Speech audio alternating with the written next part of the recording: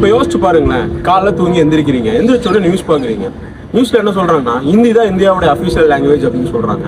ஹிந்தி தெரிஞ்சிருந்தா மட்டும்தான் எல்லா கவர்மெண்ட் ஜாப்ஸ்க்கும் போக முடியும்னு சொல்றாங்க.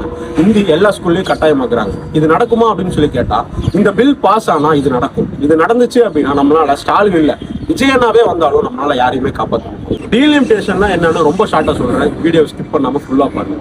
ஒவ்வொரு ஸ்டேட்லயுமே மக்கள் தொகைக்கு ஏற்ற மாதிரி எம்பிக்களோட எண்ணிக்கையே கூட போறாங்க. இதுல என்ன பிரச்சனை இருக்கு அப்படின்னு சொல்லி நீங்க கேட்டீங்க அப்படின்னா, 1960-70 இருந்தே சென்ட்ரல் கவர்மெண்ட் என்ன சொல்லியிருக்காங்கன்னா, மக்கள் தொகையை ஒவ்வொரு ஸ்டேட்லயுமே கண்ட்ரோல் பண்ணும் அப்படின்னு சொல்லியிருக்காங்க.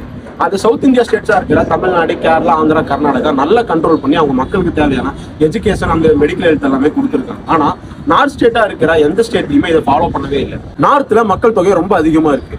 சென்ட்ரல் கவர்மெண்ட் சொன்னாங்க அப்படிங்கறக்காக மக்கள் தொகையை கட்டுப்படுத்துறதுக்காக சவுத் இந்தியா ஸ்டேட்ஸ் கொடுக்குற தண்டனை தான் இதா.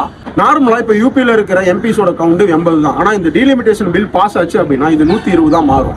ஸோ பீகார், மத்திய பிரதேஷ், உத்தரப்பிரதேஷ் அப்படிங்கிற ஒரு 3-4 ஸ்டேட்டை மட்டுமே பிஜேபி வின் பண்ணாங்க அப்படின்னா ஒட்டுமொத்த இந்தியாவுமே அவங்களால கண்ட்ரோல் பண்ண முடியும்.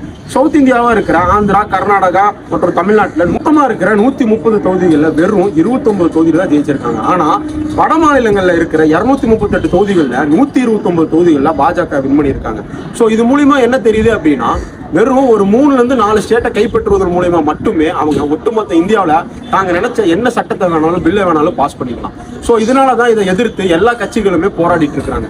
நான் டிஎம்கே, நான் ஏடிஎம்கே, நான் இதை பத்தி பேச மாட்டேன் அப்படின்னு யோசிக்காம, அம்பேத்கர் இயற்றிய இந்திய அரசியலமைப்பின்படி இந்த நாடு செயல்படுதா அப்படின்னு கேள்வி கேட்கிற ஒவ்வொருத்தருமே இதை பத்தி பேசணும்.